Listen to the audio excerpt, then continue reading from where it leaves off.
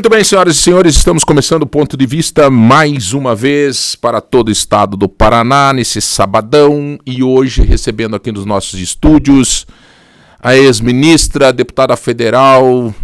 Se for falar ex aqui vai dar bastante, né, Gleice? Porque teve uma caminhada longa, né? Verdade. Gleice Hoffmann, junto com a gente também o Enio Verri, um grande amigo, grande mesmo, e cara que a gente tem o maior prazer sempre de receber aqui. É uma alegria muito grande estar recebendo essa dupla hoje aqui, tão importante para o Brasil, tão importante para o Paraná, Gleice. Sejam bem-vindos no nosso estúdio.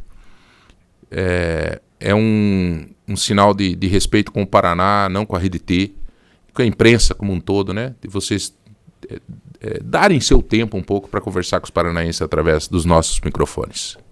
Ô, João, primeiro dizer que é uma alegria estar aqui presencialmente, né? A gente sempre se fala por telefone, de distância, então está aqui na Rádio T, que é uma rádio importante para o Estado, leva informação para o Estado inteiro, e está no teu programa, né? Que é hoje um dos programas mais conceituados que tem aí entre as redes de rádio. Então, um prazer muito grande. E estar junto com o Enio, como você falou, esse grande diretor da Itaipu, e grande em todos os sentidos. Grande porque é grande, alto, mas grande porque é eficiente e tem feito um belíssimo trabalho na Itaipu. O Enio, sabe que o teu jeitão, sempre igual, sempre desse jeito simples, bacana, cordial com todo mundo, tal, faz com que às vezes a gente seja meio deselegante contigo no começo e não te apresentar, né, cara, como o diretor, né, da nossa Itaipu e tal, né, Enio? Mas que bom ter você aqui junto hoje, Enio. O prazer é meu, João. É muito gostoso falar com todos os ouvintes da T, principalmente acompanhado da nossa ex-ministra Gleice Hoffmann. E eu quero agradecer sempre essa oportunidade. Eu confesso a você que eu não participo mais até por conta da minha agenda, mas você é uma pessoa que sempre está nos convidando, sempre trocando ideias. E eu não posso deixar também de elogiar aqui a sua capacidade de análise. As análises que você faz me chamam muita atenção. Às vezes, de Foz para Maringá, eu moro em Maringá, mas passo a semana em Foz. E pela manhã eu vou ouvindo você no sábado, né? Suas análises no carro. E suas análises são muito boas. A sua maneira de compreender o Paraná é muito boa. Eu quero parabenizá-lo pelo seu trabalho. Eu acho que é o fato também da gente estar conversando com todo mundo, né, Gleice? Então, essa oportunidade que a gente tem de conversar nesses longos anos, nessa estrada da política. Até eu queria fazer um registro aqui, porque de repente quem está escutando, e a gente sabe que hoje em dia tem sempre um para fazer como é que chama? Aqueles que não gostam, né, pode ser que esteja escutando aqui dizendo assim, mas pode, o João, duas pessoas do PT, duas pessoas... Só registrar uma coisa para todo mundo. Todo mundo é convidado para vir aqui. Todo mundo. Sandro Alex tem vindo falar aqui, que é do time do Ratinho. O Greca sempre fala aqui. Todo mundo. Só tem um que eu não aguento mais convidar, que é o Moro, que ele não vem. E eu falo publicamente aqui, mas isso só para deixar registrado, porque você que é simpático ao Moro, saber que ele é convidado sim. Pessoalmente, no telefone dele, que eu mando a mensagem aqui, e ele me manda assim, fale com a minha assessora X, eu falo com a assessora, estamos analisando, e enquanto isso o tempo vai passando. Então, só para deixar esse registro, para que você não fique chateado comigo de não entrevistar, às vezes, pessoas porque a gente precisa ouvir todo mundo. Claro. Gleice, uma vitória essa semana do governo. Uma vitória de uma luta, de um tipo de fazer política, Partido dos Trabalhadores, né? Isso. 6x1. Exatamente. Votamos na Câmara o fim da 6x1. Há 40 anos a gente espera isso, João. Desde a Constituição de 88, a gente já discutia a redução da jornada de trabalho. E isso sempre foi muito difícil, porque sempre teve muita resistência. Conseguimos chegar, era 48 horas, conseguimos chegar a 44 horas semanais, que é o que vigorou até hoje. Então, há 40 anos não se mexia mais na carga horária dos trabalhadores. Isso eu estou falando para os trabalhadores gerais. Obviamente que você tem categorias que têm trabalhos diferenciados, que têm horários diferenciados, né? Você vai pegar o pessoal que trabalha em plataforma dos petróleos, eles trabalham embarcados. Então, fica tantos dias trabalhando e folga tantos dias. Mas isso seriam as exceções. No geral, 44 horas. E a gente conseguiu agora, com a votação da PEC ontem, ter dois movimentos. Primeiro, numa negociação para poder aprovar, reduzimos de 44 para 42 horas e reduzimos também os dias trabalhados e aumentamos os dias de descanso. Em vez de ser 6x1, vai ser 5x2. Ou seja, o trabalhador vai trabalhar 5 dias por semana e folgar 2. E daqui a 1 ano entra em vigor 40 horas semanais. Isso é muito importante para a qualidade de vida das pessoas. A maioria do pessoal que trabalha na escala 6x1 é um pessoal que trabalha muito e não ganha muito. São empregos mais que remuneram menos. Então, a pessoa tem uma carga de trabalho grande também na sua vida pessoal, na sua casa, com seus afazeres. Então, eu sempre me ponho lá no lugar de uma mulher que tem que trabalhar num balcão, tem que trabalhar numa farmácia, tem que trabalhar no setor de serviço. Ela trabalha de, digamos, segunda a sábado, aí só tem domingo de folga. Só que ela tem filho, ela tem que organizar a casa. Ela não tem recurso para pagar alguém para organizar a casa. Ela tem que se virar. Então, imagina o estresse, o cansaço que essa pessoa tem. Por isso, a gente tem muita gente adoecendo. Tem muitos trabalhadores faltando também no trabalho, porque ficam doentes. Então, fazer essa escala é uma questão de dignidade humana.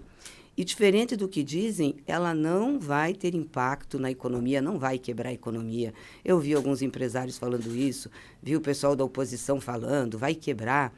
Aí eu fico lembrando quando foi instituído o 13º salário, as férias de 30 dias, as licenças que nós tivemos, né? Quando o Getúlio Vargas instituiu o salário mínimo, também tinha isso. Então, sempre tem. Depois a sociedade se adequa a isso e é melhor para todo mundo. Porque um trabalhador que tem descanso, que consegue ir bem para o trabalho, ele produz muito mais. Rende mais. Rende mais. E não, economista, professor, dentro dessa linha, que argumento que hoje dá para dizer que... Porque eu conversei com um empresário ontem que ele me disse, eu vou ter uma perda de 15%, não sei o quê. Né? O dono de loja de varejo. Sim. Né? De que forma que isso pode dar em perda?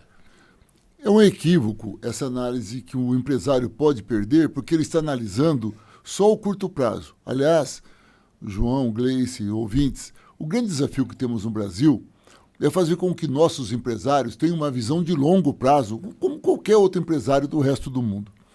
Se você tem uma sociedade que diminui a carga horária em 4 horas, isso implica que vai ser necessário contratar mais pessoas. Mais pessoas tendo emprego ou ganhando horas extras para fazer uma carga horária maior, vão receber mais. Elas vão gastar mais. Sim. Gastando mais, Sim. A economia vai girar. Na verdade, não tem nada a ver com o horário de trabalho. E, aliás, isso eu quero chamar a atenção, você me falou do empresário do varejo. Não é? Vamos parar para pensar aqui. Se você não tem dinheiro no bolso, a loja do varejo pode ficar aberta 24 horas por dia. Você não vai na loja, não tem dinheiro. Agora, se você tem dinheiro, ela pode fechar 19 horas, você vai na hora do almoço, você come rapidinho, mas vai comprar. O problema não é o horário que fica aberta a loja, é se você tem ou não tem, enquanto consumidor, dinheiro no bolso. Tá. Então é um equívoco essa análise, eu chamo uma análise de trás para frente. Né? Tá. Você tem que olhar que o que faz uma economia rodar e desenvolver-se é capacidade de consumo. Para ter capacidade de consumo, tem que ter renda. Renda, a gente tem que ter emprego, tem que ter salário. Então, essa visão de quem fala que vai ter prejuízo é uma visão muito equivocada. Segundo, um país desenvolvido é um país cujos empregos são a maioria na área de serviços. Turismo, lazer, comércio, esse tipo de coisa. Com a população tendo direito a 2 dias por semana para descansar, ela vai ter um emprego ganhando mais, ela vai ter mais lazer. Não quer dizer que ela vai para o exterior. Claro que não. O salário que ganha em média no Brasil não dá para ir para o exterior. No dito popular, ela vai poder sair mais de casa para comprar. Dá né? para ir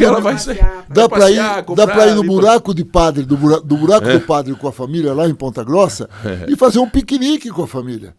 Então, porque vai ter tempo. Então é importante perceber que a redução da jornada, ela dinamiza a economia, aumenta a produtividade, principalmente no setor industrial, e no setor do comércio, que é o que emprega muito, vai aumentar a sua capacidade de faturamento, porque aumenta o consumo. Mas por que o empresário é contra isso, Gleice? A gente vê que o argumento é tão forte, é tão sólido. Porque será que é uma... Tem empresários que estavam com a gente, inclusive apoiando, e que falam exatamente isso que o Enio falou, que já colocaram uma escala 5x2 e que isso resultou em melhoras. Essa pra discussão não virou uma atividade da questão empresa. meio que ideológica, assim, Gleice, até certo ponto? Porque, assim, não quer nem o período de adaptação, né? Não quer perder absolutamente nada, mesmo tendo grandes lojas, grandes conglomerados. Se tivesse esse tipo de crítica até do micro empreendedor individual, que tem um empregado só, você pode até compreender. E que a gente já está estudando uma forma também de auxiliar para não deixar ter problemas em impactar esse tipo de empreendimento, que são muito importantes para a economia também. Mas grandes, uma cadeia de varejo, pega, por exemplo, que nem o papagaio lá que estava criticando isso, Sim. o papagaio do Bolsonaro, aquele Sim. da van, estava criticando. Gente, pode criticar não, rico pra caramba, traz um monte de coisa da China, faz um monte de barbaridade, vai ficar reclamando disso. Então, eu acho que assim, tem uma coisa que também beira o preconceito, eu acho, de não querer que as pessoas tenham direito. Você me permite, João Gleice? Eu tenho experiência de varejo. Por 10 anos, eu fui executivo de uma rede de varejos. E quer dizer para você o seguinte, o varejo, claro que a maior parte da composição do custo dela é a folha de pagamento. Perfeito. Mas o varejo, nos dias de hoje, tem um grande problema, a alta rotatividade. Porque o varejo emprega jovens. Os jovens, eles topam trabalhar numa loja de varejo, no 6x1, enquanto não arruma outro emprego. Porque o jovem não quer trabalhar de sábado à noite. Não. Ele quer sair com os amigos. Isso é o mundo real, o que você está Então, falando. então, o que acontece? Essa juventude não quer trabalhar no varejo. O varejo hoje, a nossa economia está mais aquecida, falta trabalhador. Onde você vai tem placa que tem vaga. E o jovem não quer, a geração Z não quer trabalhar E nós com temos isso. um fator novo, o e-commerce. O e-commerce. Isso, eu ia falar isso, muita venda por internet. Exatamente. Então, o que acontece? Com o 5x2, A tecnologia. a empresa do varejo vai ter uma redução de custo porque ela gasta muito na rotatividade. Contrata o menino ou a menina, o empregado ou a empregada. Eles ficam lá 4, 5 meses e saem. A empresa tem que contratar outra pessoa, treinar outra pessoa, preparar tudo de novo. Fica mais 4, 5 meses, sai. Então, isso tem um custo. A rotatividade tem um custo para a empresa também. Então, eu não tenho dúvidas em dizer para você, e se é possível provar com números, que a jornada 5x2 vai reduzir a rotatividade das empresas, diminuindo seus custos de rescisão de contrato. Ainda falando um pouco de questão de economia, Gleice, existe também uma gente tentando semear, por exemplo, que todos esses benefícios que o governo está dando, um pé de meia da vida, mas não sei o quê, nós vamos pagar essa conta lá na frente. O comércio não está... Como é que está a economia do Brasil? Esse discurso, você consegue desmascarar ele com os números da economia hoje? Qual que é a tua análise disso? João, nós só tivemos crescimento do PIB com o presidente Lula. Deve fechar esse ano, agora, perto de 3%. Nós não vamos ter um recuo grande da economia. Nós estamos com a menor taxa de desemprego da nossa história, né? Isso é muito importante também. Então, as pessoas estão empregadas. A gente está falando de rotatividade e tem muito. Qual é o nosso problema ainda? É que a gente tem salários muito baixos. 70% das pessoas ganham até 2 salários mínimos. E a gente não conseguiu fazer a recuperação total da renda das pessoas antes lá da pandemia. E durante a pandemia a gente também teve problemas de economia, enfim, que afetaram o Brasil. Certo. E depois isso também não foi muito bem administrado. Então, é essa questão da renda que eu acho que a gente vai ter que ter foco. Então, o que o presidente tem feito para ajudar na renda? Porque ajuda no consumo e ajuda na economia. Por isso a gente cresce. Ele tem feito programas que são importantes, que têm um objetivo social, mas também tem um objetivo econômico. Isso. Entendeu? Imposto de renda. O imposto de renda. O imposto de renda que ele tirou de quem ganha até 5 mil, aumentou para o andar de cima, mas o pé de meia também, porque ele estimula o menino a ficar na escola, porque a gente tem uma grande evasão escolar, segundo grau, grande, como é que faz? Você vai lá e diz assim, não, tudo bem, nós vamos te estimular, dá uma poupança, que você vai ter, todo final do ano, R$1.000, e por mês você vai ganhar uma ajuda de R$200, comprar material, para comprar coisas. Quer dizer, isso, além de fazer com que a meninada vá para a escola, também põe dinheiro na economia, porque nós estamos falando de milhões de pessoas que ganham pouco, mas são milhões, né? Então, isso tem um efeito. Crédito mais barato, a renegociação de dívida. Então, o presidente está correndo atrás de uma vertente que ele não tem tanta governabilidade, que é a questão do salário, da renda das pessoas. Entendi. Né? Que a gente teria que fazer reformas muito mais profundas aí para a gente ter uma melhor remuneração. O Rodrigão, para quem está nos assistindo, né, nem está vendo ele também, e quem está nos ouvindo também não está vendo o Rodrigão. É o nosso suporte aqui na mesa. Queria fazer uma pergunta para o Rodrigão. Eu sei que você faz o imposto de renda do teu vô, né? Da vovó, né? Um piado muito organizado esse menino. Eu entrevistei o delegado da Receita um dia e eu descobri isso. Você já fez a tua conta se você vai ter essa questão do imposto de renda? Porque você ganhava... você já chegou a fazer essa contas? Tipo, já pensou assim, se vai render teu salário agora? Se você vai conseguir não pagar imposto de renda? Não. Você pagava imposto de renda ou não? Não pagava. Ah, tu não pagava já. Então tu ganha pouco, homem. Tá louco. Fale com o Márcio. Já aproveita, Martins aí, pede um aumento Pelo aí. amor de Deus, Márcio. Estamos aqui pedindo a um deputado federal, presidente da Itaipu, João Barbeiro. Estamos tudo pedindo aqui para você, Márcio. Não, mas é que eu procuro sempre falar assim, sentir a vida das pessoas, sabe? Porque, Gleice, às vezes vocês estão lá em Brasília, né, lutando lá, batalha e tal. E eu acho que isso é uma grande característica desse governo, sabe? De sentir a vida das pessoas, efetivamente sentir. O que está acontecendo lá na base, como é que está. E eu acho que isso é importante. João, você falou de renda. Claro, a gente não vai ficar citando projetos, que são muitos, mas o simples fato da carteira de motorista, da CNH. Sim. A pessoa... Parece que é uma coisa simples, mas o acesso à carteira de motorista, sem ter que fazer autoescola, é uma coisa fantástica. Você imaginou a segurança? O Renan foi genial. Eu disse, uma vez eu estava com ele no evento com o presidente Lula, eu falei, sabe, Renan, às vezes o que é mais difícil é pensar o óbvio. É difícil pensar o óbvio. Você fala assim, pô, mas nunca parei para pensar. Quando eu era garoto, não tinha que fazer autoescola.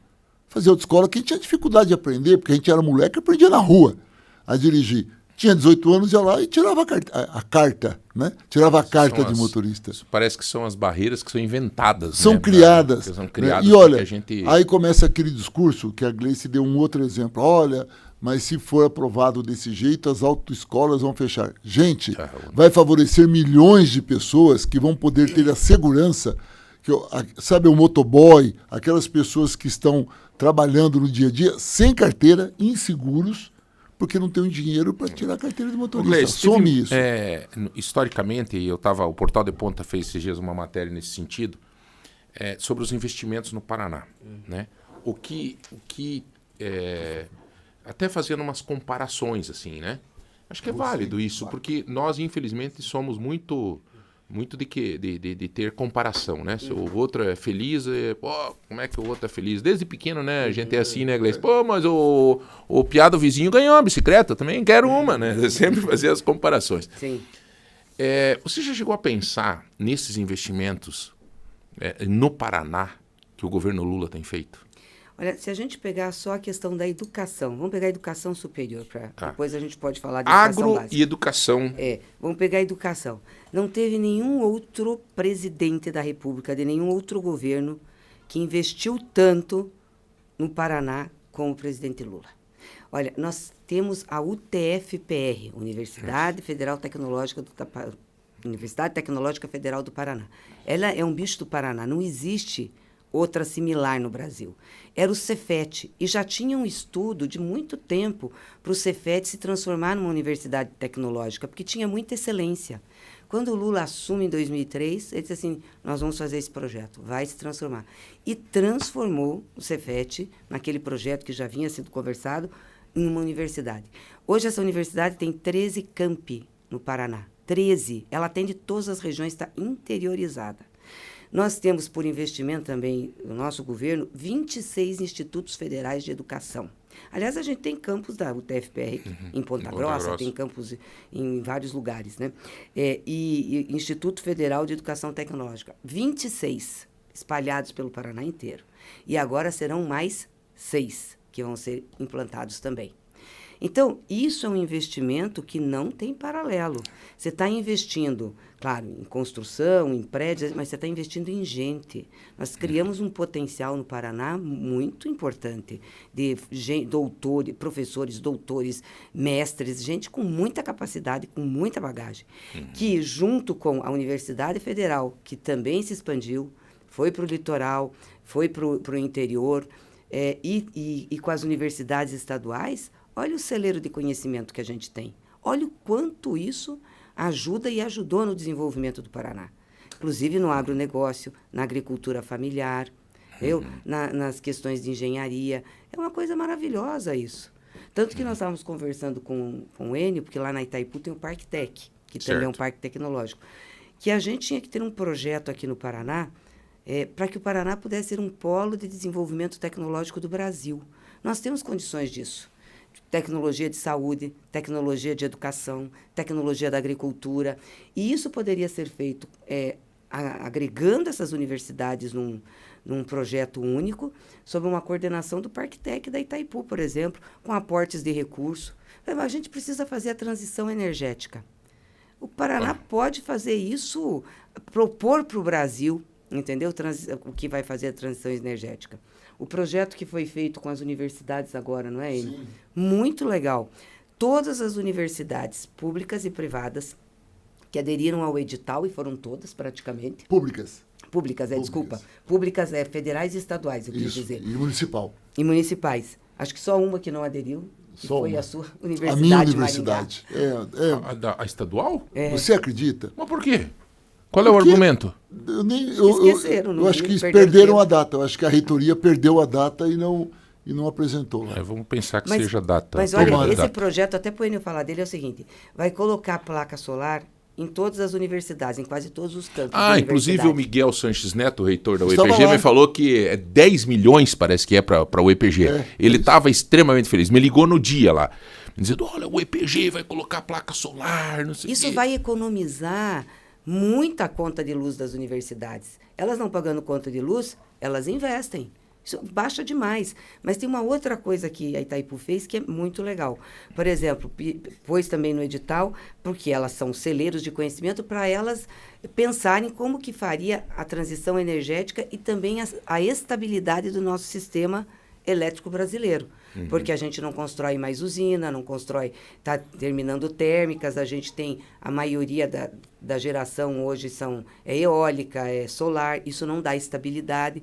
E a federal já está com um projeto desenvolvendo uma bateria para trazer estabilidade para o sistema energético. Gleice, você está notando que tem um cara que fica se coçando do teu lado aí? Deixa Porque ele falar, quando... porque ele sabe. Fala dessa questão energética, o Enio é um amante disso. Mas assim, até Enio, antes de falar um pouquinho disso, cara, eu acho que é uma coisa interessante. Quando eu fiz a pergunta para você sobre os investimentos no Paraná, tem um detalhe, né, que é o quanto a Itaipu investiu no Paraná.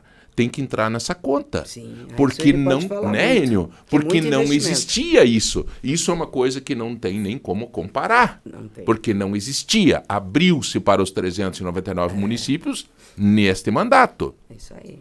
Portanto, isso é investimento Sem dúvida. E olha, é que a Gleice pegou um ponto que nós temos conversado muito sobre isso, eu julgo absolutamente estratégico. Se você somar essa conta que a Gleice fez, são 27 campos do Instituto Federal Tecnológico. É isso, né?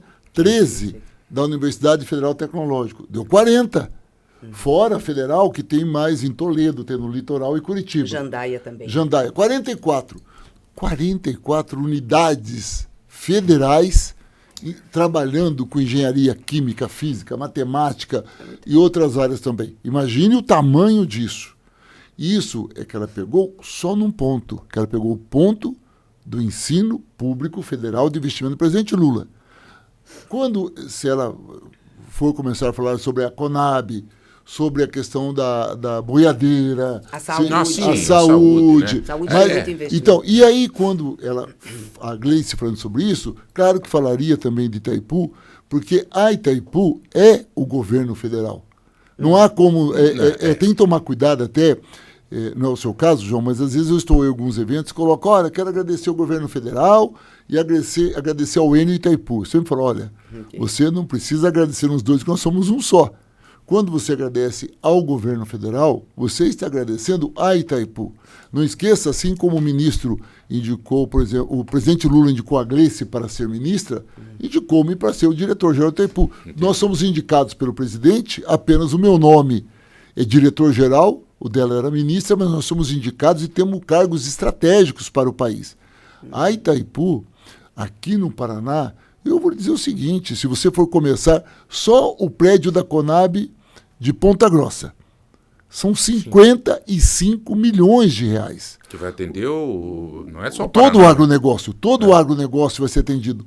Só o que nós investimos em placas solar para as universidades públicas, municipal, estadual, federal, 102 milhões de reais. Para os hospitais são mais 60 milhões de placa solar para santas casas. Nós estamos falando, se nós somarmos isso, de bilhões de reais investido no estado do Paraná. Diretamente no Paraná. Todos os municípios do estado do Paraná, vou repetir, todos os municípios do estado do Paraná receberam recursos do governo federal via Itaipu. Todos receberam, seja para a estrada rural, seja para o hospital, seja para um asfalto na cidade, para placas solares para as prefeituras, para com isso reduzir a despesa. Tem um exemplo, João, ouvintes, Gleice, eu estava sábado passado em Planalto, conversando com o prefeito de Planalto, um prefeito muito agradável, e ele contando para a gente que um prefeito de uma cidadezinha vizinha perguntou, escuta, quanto que a Itaipu deu para você? Ele falou, a Itaipu me dá 40 mil por mês. E o prefeito, como é que você conseguiu o dinheiro mensal da Itaipu? Ele falou, não, que a Itaipu me deu dinheiro, eu coloquei placa solar na prefeitura toda e eu economizo 40 mil reais por mês só de energia elétrica e esse dinheiro eu invisto na cidade. Então, é importante perceber que o governo Lula no Paraná tem uma marca, a marca de investimento em todos os municípios, uma marca de inclusão social gigantesca, tanto na área rural, via agricultura familiar, assentamentos, como na área urbana, via as cooperativas. As cooperativas que nós estamos trabalhando de recicláveis, nós estamos doando caminhão, elevador, equipamento, assessoria. Então, nós temos feito, reproduzindo as políticas públicas do governo Lula no Paraná e temos feito uma revolução em termos de investimentos e resultados. É uma sorte do Paraná, né, ter É uma sorte. E junto com os investimentos federais, por exemplo, nessa questão de infraestrutura, a Estrada da Boiadeira foi investimento, que é no noroeste do estado, está terminando agora, investimento federal, ali não é pedágio. Contorno norte de Maringá, que nós tivemos lá no passado, também de investimento direto. Contorno sul de Maringá agora, que terminou de estar licitando o projeto, vai ser feito o contorno sul. Não é pedágio. Agora nós tivemos no DENIT, vai ser licitado o projeto da 153, do trechinho que falta de Imbituva, não, Alto do Amparo, Imbituva, Alto do Amparo. Isso. Também, são 53 quilômetros que estava... Que também não é pedágio. Também não é pedágio. Foi uma luta que teve, até o deputado Aliel participou muito disso, que a gente fez com o governo, e o governo está licitando o projeto, vai implantar. Então, assim, eu queria saber o que os outros governos fizeram, o que o governo anterior fez, de tão relevante para o estado do Paraná. Isso que nós não estamos falando em saúde, João, porque as unidades básicas de saúde que nós temos construído na maioria dos municípios teve financiamento federal. Desde o governo do presidente Lula lá atrás, da Dilma e agora nesse governo. As policlínicas que nós vamos construir.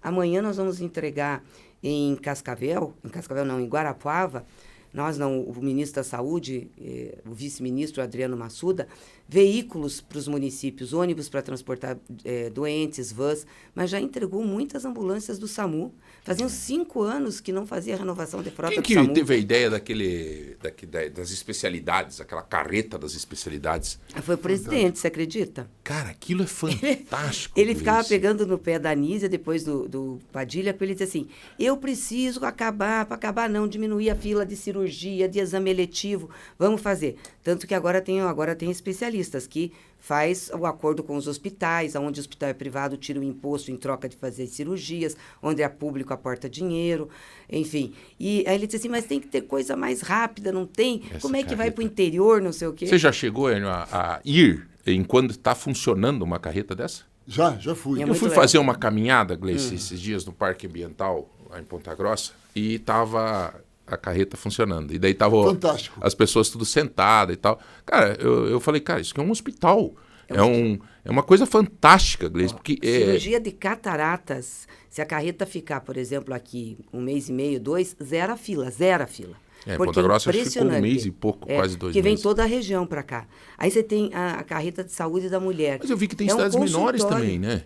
Em Beltrão, parece que tinha... Ela vai nas cidades regionais, Ela vai nas cidades polos. Mas, por exemplo, de saúde da mulher, você tem mamografia para fazer lá, você tem ultrassonografia, os aparelhos estão lá. É uma maravilha. Claro que é importante, Gleice, quando a gente fala dessa questão, né, Enio, das estradas, das fotovoltaicas e tudo. Mas quando a gente fala disso, Gleice, quem está escutando, sabe, por mais que se o cara tiver um pouco de sentimento, ele que não precisa disso, que ele tem plano de saúde, ou tem não sei o quê, solidário, mas ele vai ficar feliz com isso. É impossível alguém que não fique feliz sabendo que um outro ser humano que precisa estar lá resolvendo o problema dele. E é milhares de pessoas que são atendidas nessa carreta. É milhares. É uma coisa muito legal. E é um projeto continuado. É continuado, ela fica rodando. Então, ela faz uma região, depois vai para outra.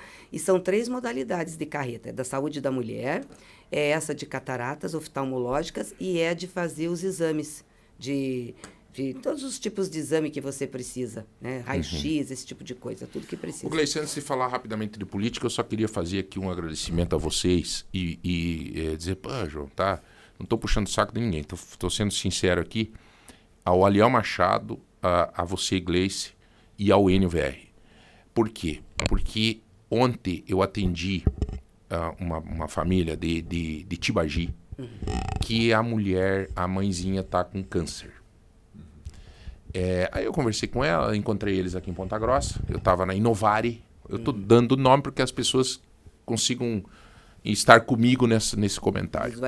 Visualizar isso. Estava na Inovare, uma clínica aqui em Ponta Grossa, médica, e aí disse o seguinte, eu encontrei ele, tudo bem? Vocês só não te imaginam, o que estão fazendo? Né? Não, nós íamos aí, então, a mãe está com, cara, apareceu um câncer aí e tal, não sei o quê. E aí, Gleice, saber o que vocês estão fazendo na Santa Casa de Ponta Grossa e para quem está... Sabe, gente, você que gosta ou não gosta de governo, tente pensar nisso que eu estou falando agora. O investimento, Enio, daquele bunker. Eu não sabia o que era um bunker. Falavam, eu não sabia o que era um bunker. Então eu queria que tu explicasse o que é um bunker. Porque é um investimento naquela máquina. Como é que chama, Gleice? Um acelerador... Partículas. Acelerador linear, né? Acelerador de partículas. Você sabe o que ele faz? Porque para você tratar... O Enio pode explicar também, mas... Para você tratar o câncer, você fazia... você tem a quimioterapia e tem a radioterapia.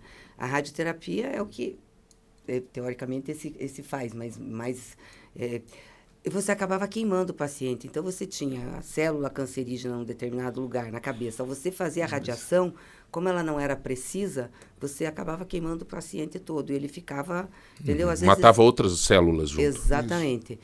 E agora esse não. É de alto padrão, então ele direcionamento, de foco. Tudo. Né? Tudo. E tem um efeito, né, isso que é importante, porque é o seguinte, às vezes, onde é o câncer, com o modelo antigo, a pessoa perdia a capacidade de salivar, por exemplo, perdia os dentes, né? Às vezes tinha um efeito sobre o corpo da pessoa. Agora não. Como ele atinge exatamente ali onde que está a célula cancerígena, os efeitos sobre a saúde da pessoa é totalmente diferente. E a Itaipu, o governo federal precisa ter um bunker, né, para pôr essa máquina, isso. Né? Como é que é isso, Enio? Então, essa máquina, até porque o bunker, o que é isso, um bunker? Lembra de proteção, de uma coisa fechada, tipo um cofre forte. Perfeito. Então, o bunker é um cofre forte porque esse equipamento ele emite raios, ele tem que ficar num lugar absolutamente fechado. Esse é um investimento que a Itaipu fez de 8 milhões e 400 mil reais. São paredes de, parece que 1 metro. Não, é isso. E ela não é só de concreto, é concreto e aço. para que ela possa evitar que os raios dali que são emitidos atinjam as pessoas. Vai atender, Gleice, toda a região dos Campos Gerais. Ai, coisa boa. Toda a região. Então, assim, os prefeitos estão felizes com isso. Tenho falado com bastante prefeito que tem dito isso. Então, assim, esse tipo de coisa que eu acho que vale a pena, sabe, Gleice? Isso que vale a pena. Eu fico feliz de poder estar falando isso aqui. Eu acho que é um momento... Na saúde pública, nós estamos vendo um momento muito bom. Teve muito investimento também do governo do estado na saúde, um trabalho que o Beto Preto fez. E somado ao governo federal, o Paraná não sabe, Gleice, se a gente trabalha em comunicação, você recebe todo dia um feedback nas mensagens. Sim. Então, antigamente era muita mensagem de saúde, mensagem de saúde, mensagem de saúde, sabe? Hoje, eu juro para você, é difícil, Ainda assim. é O que eu recebo preocupação. hoje em dia é mensagem de incompetência, né? O vereador Mazer está aqui, que a gente sabe bem o que é isso lá em Ponta Grossa. De coisas da prefeitura, assim. É problema de merenda escolar, problema de não sei o quê, que daí a gente recebe. Mas de reclamação, assim, realmente, a medição está diferente. Não, ainda tem, claro que saúde sempre é algo que você não resolve totalmente, porque a demanda é muito grande, né? E é uma coisa que também tem que ter bastante investimento. Mas só para você ter ideia, o quanto foi o aumento de investimento na saúde com o nosso governo. Quando o Lula assumiu, tinham tirado o piso da saúde. Lembra que tinha o teto de gastos? Então, diminuiu muito o recurso. Hoje, se nós compararmos o que gastamos em 25% do orçamento com o que nós pegamos, aumentou 77%. Entendi. É muito... Gleice, vamos falar de política um pouco. Vamos. Como é que tá aí, Gleice? Vamos falar de governo federal primeiro, depois vamos dar uma decidinha para o Estado e tal. O presidente Lula já disse várias vezes que a gente não escolhe adversário, né? Não tem o que, né? Ele está disposto a se ele reeleger presidente da República. A saúde está, né? Tá bem de saúde. Até por sinal aí, eu acho que o Enio deveria seguir um pouco aí o ritmo do presidente, né? E o seu também. Fazer perna, né, Enio? Que o Lula viu? tem, né? Ele tem. Lembra quando nós tivemos numa entrevista, né? Ele me falando que é importante fazer perna, né? E para realmente, não cair, né? Então, assim, de saúde ele está bem, está disposto a enfrentar o pleito novamente e tal. Mas tem umas pessoas que dizem o seguinte, Gleice. Quem for hoje contra o presidente, que possa se aproximar de uma direita, já sai com 40%. Onde que está esse problema? Não é a pessoa que vai concorrer com o presidente. Se colocar o Zema lá hoje, lançar o Zema, de repente o Zema já aparece com 40%. É a polarização em si, ou é alguma deficiência de, sei lá, de comunicação, Porque se o governo apresenta tantos resultados positivos assim, por que qualquer pessoa que entrar para disputar consegue agregar uma votação expressiva já desde o começo? Pois é. Antes de falar, eu quero cumprimentar aqui o nosso vereador Guilherme Mazer, que está junto com a gente aqui acompanhando. Então, João, a gente tem uma divisão na sociedade, né? Esses dias eu estava lendo uma entrevista do Marcos Nobre, que eu achei muito interessante, que é professor lá da PUC, da USP, e ele estava dizendo o seguinte: a polarização, ela é só a parte que a gente vê disso, e às vezes se dá muito na questão de valores, etc. Mas o fato é que a gente tem uma grande divisão na sociedade, de um campo que quer ver o Brasil num desenvolvimento mais inclusivo e redistributivo, e de um campo que não quer mais que isso avance, que acha o seguinte: já avançou o que tinha que avançar. Porque desde a Constituição de 88, a gente vem fazendo programas, projetos e reformas para melhorar a vida da população. E melhoramos. Então, você pode pôr aí a questão da diminuição da pobreza, você pode pôr aí a acessibilidade na educação, as melhorias na saúde, os programas sociais. São várias coisas. Você pegar o que é o Brasil de hoje, o que era o Brasil há 40 anos, tem uma diferença imensa. Foi feita muita coisa. Mas tem um setor que diz: não, agora chega, vocês não precisam fazer mais. Porque, obviamente, que a gente já está passando por um caminho onde você vai ter que mexer com coisas mais estruturantes. Porque a diferença de renda no Brasil é uma coisa absurda, absurda. Poucos ganham muito e muitos ganham muito pouco. É o que eu disse aqui: 70% das pessoas trabalham, e ganham até 2 salários mínimos. Então, é muito difícil isso, né? Então, a gente precisaria mexer mais estruturalmente. E eu acho que tem um campo aí que tem muito medo que isso aconteça. Porque, via de regra, o Brasil sempre foi governado. Antes do Lula, Getúlio também deu uma mudada, que eu acho que foi importante.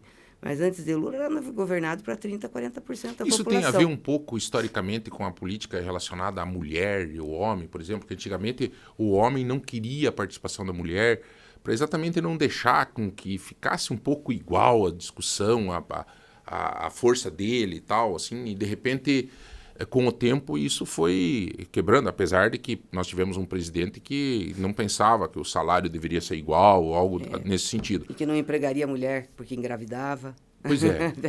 Que teve uma filha que foi fraquejada. Tem um pouco a ver com tudo isso, assim, com quebra de paradigmas, né? Não, com certeza tem. A hierarquia na relação de gênero sexual, ela tem também a ver com a hierarquia econômica, com o mando, com o comando. Então é o seguinte, tem uma parcela da população que não quer perder o que tem, quer continuar ganhando e ganhando mais, e acha que já está bom a gente parar por aí. Então, é muito mais do que a gente fala de polarização, né? E essa parcela que quer manter esses privilégios, está representada pela extrema-direita. Eu estava viajando esses dias com uma pessoa no carro, que não conhece muito de política e tal, e ela falou assim para mim, pois é, João, tem esse negócio do Banco Master, é uma vergonha, né?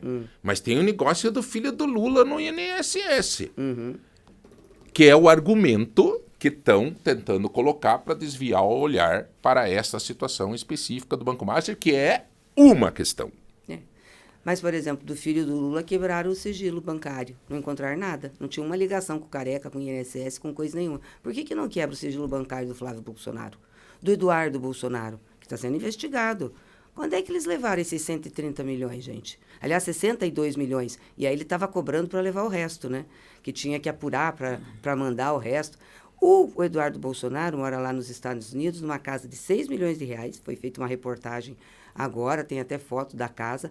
6 milhões de reais, cujo proprietário da casa é um fundo de gestor de ativos que recebeu o dinheiro do Vorcaro. E o cara que administra o fundo é um corretor imobiliário. Então, esse dinheiro foi para sustentá-los, entendeu? Eles têm que se explicar. Quebra o sigilo, não tem problema dele, desse corretor. Quebra o sigilo da família. Eu acho que aí dá para ver. O fiscal e o bancário. O PT votou contra a CPI do Banco Master? Não, muito pelo contrário. Assinamos 2 CPIs, uma CPMI e uma CPI na Câmara e uma CPMI junto com o Senado, que foi proposta pela deputada Fernanda Melchiona e a CPI pelo Hollenberg. Aí tinha uma outra CPI que era de um deputado do Rio de Janeiro. Essa nós não assinamos, porque ele está sendo investigado por desvio de verba parlamentar. Acho que ele também não tem muita moral de ficar fazendo auê, né? Mas assinamos as 2 e pedimos na sessão do Senado, eu fiz isso da tribuna, vários outros parlamentares, instale a CPMI. No dia da votação... No dia da votação... Daquela anistia. anistia malfadada lá que queriam livrar o pessoal do golpe. Gleice, a eleição vai ser difícil? Tu acha que é uma eleição... Como é que tá as análises de vocês hoje? O momento hoje, eu fiz uma análise esse dia de que hoje, neste momento, que não é 5 de outubro, era barba, cabelo e bigode. Indiscutivelmente, o Lula ganharia a eleição. Quais são as expectativas? As expectativas são muito positivas, porque o presidente já começava a melhorar em termos de desempenho dele eleitoral, mas também de governo, antes de acontecer essas questões aí com o Flávio. Isso, obviamente, também deu uma diminuída no crescimento. Não acredito que vá tirar muito, porque tem um pessoal que está com ele, que não importa o que ele faça, vai estar com ele. E é interessante, sabe por quê, João? Porque é um pessoal que sempre foi arauto da moralidade, sempre chamou os outros de ladrão, sempre falou do PT, do Lula, sempre quis acabar com a gente, mas isso nunca se tratou de combate à corrupção. Agora nós estamos vendo que todos os que combatiam, diziam que combatiam corrupção, estão lá, junto nesse esquema, e ficam tentando passar pano. Então, o que tem por trás é um modelo de sociedade mesmo que eles querem, que é um modelo elitista, é um modelo que quer que o trabalhador, de preferência, trabalhe 7 dias por semana, que ganhe pouco, entendeu? Que não tenha direitos, nunca investiram em saúde, em educação. Então, é a cabeça dessa gente que está aí. Bom, vamos para o Paraná. Estamos no Paraná. A eleição está aí também. Temos 4 candidatos, ou talvez 5, com o Tony Garcia, que talvez... O governo do estado está definido, acho o pleito, talvez tenha alguma mudança aí do Greca ainda, que, não sei, mas ele tem insistido e tem dito que é candidato, né? O Requião Filho, o Moro, o Sandro Alex, o candidato do Ratinho. Mas eu fiz uma pesquisa de dia a dia, né? Lá em Foz do Iguaçu, agora que eu estava no final de semana, pedi num hotel lá, 5 pessoas na recepção do hotel, pedi, escuta, para quem que vocês vão votar para governador? Você fez pesquisa na fila do hotel? Não sabemos. Quem que é candidato? Ninguém sabe ainda. 70% das pessoas nem sabem quem é candidato. Daí um falou assim, daí eu falei, mas tem o Moro, falei. Daí ela disse, aquele que é juiz? Primeiro, nem sabe ainda que o Moro já não é mais juiz. Daí eu falei, tem o Requiãozinho. Mas esse aí tá muito velho. Eu disse, não, esse é o filho, o pai. Não, para você ter uma ideia, é o mundo real. É o mundo real. Sandro Alexa. Daí, moço, tu se olhares, mas quem que é esse? Daí esse é o candidato do Ratinho. Daí até faço justiça que um falou assim, do Ratinho, tá bom, então continuar, eu acho que eu vou... Um cara falou isso. E deu do Greca, o cara falou assim, o MC quando já foi governador, né? Nem foi governador, foi prefeito. Então, assim, eu acho que as pessoas estão meio distantes disso, a eleição não começou. Mas nos bastidores, por exemplo, o Senado, nós temos um quadro aí que está assim, Deltan. Ele está insistindo em dizer que ele está elegível. Eu queria saber da Gleice, que conhece bastante. Você é advogada, né, Gleice, inclusive, né? Conhece bastante. O Deltan está elegível, Gleice. Porque eu fiz uma matéria no Portal de Ponta que ele estava inelegível, veio lá o oficial de justiça e me fez tirar a matéria. Daqui uns dias saiu outra lá que ele estava inelegível. Ele está inelegível porque eu não consigo falar para ele. Ele não fala com nós. Ele não responde. Ele está, porque ele é ficha suja. O que aconteceu com o Deltan? Vamos combinar aqui. O Deltan era do Ministério Público. Né? Daí ficou todo na Lava Jato, claro. Eles fizeram uma articulação para entrar na política, ele e o Moro, né? E entraram. Mas ele foi e queria se candidatar a deputado estadual. E ele era do Ministério Público. Só que teve muito problema com aquela farsa da Lava Jato. Então, teve muito processo no CNMP, Conselho Nacional do Ministério Público. E também teve no CNJ, com o Moro. Acho que tinha uns 13 ou 14 processos lá que ele estava respondendo. E se ele fosse condenado, ele perdia o emprego. E também perdia os direitos políticos, porque isso na lei da ficha limpa está clarinho lá, num dos artigos, um dos itens do artigo que fala sobre inelegibilidade, etc., fala sobre juízes e promotores. E lá diz claro que se ele pedir demissão para burlar processo administrativo, é crime. É crime que impacta na lei da ficha limpa. Então ele está inelegível. É porque é 8 anos, está lá, 8 anos. Tanto que ele proibiu, não só você, proibiu a mim de falar, proibiu o Zeca, proibiu todo mundo de falar. Marielle Martins, que é uma jornalista aqui também. O TRE, uma das juízas do TRE, mandou lá, eu tive que tirar as coisas da minha página, proibiu todo mundo. Aí teve recurso, a Marielle fez recurso, ganhou. O Zeca fez também, o Gilmar Mendes disse assim, não, mas não tem problema nenhum de falar que está inelegível, porque eles estão mostrando o que foi o processo. O processo é isso mesmo e a lei diz isso mesmo. Então pronto. Mas ele podia tirar a certidão dele. Pois é, mas aí até o Joselito Canto lá em Ponta Grossa foi liberado essa semana, que ele fez essa consulta, né, que só a pessoa, né, pode fazer. Pode fazer, né? só. Então, quer dizer, somente o Deltan pode fazer uma consulta no TRE para saber se ele está elegível ou não. Isso. Aí o TRE vai dizer. E ele não faz essa. Pois é. Aí ele vai querer ficar enganando o povo, eu acho feio isso, entendeu? Porque não é cristão. Não pode ficar enganando. Não é cristão. Isso não é cristão. Isso é ruim, isso. Isso é ruim. Ô Gleice, você é candidataça ao Senado, né? Sou candidata. Aliás, tem uma história minha do Enio aqui, que o nosso pré-candidato era o Enio ao Senado, né? Sim. E aí o presidente chamou nós dois lá e disse assim, não estou querendo que o Enio saia de Itaipu, quero fazer mudança agora, está indo bem, tem que ficar. Disse assim, Gleice, você foi já senadora, foi minha ministra da Dilma, acho que você tem que ser candidata ao Senado do Paraná.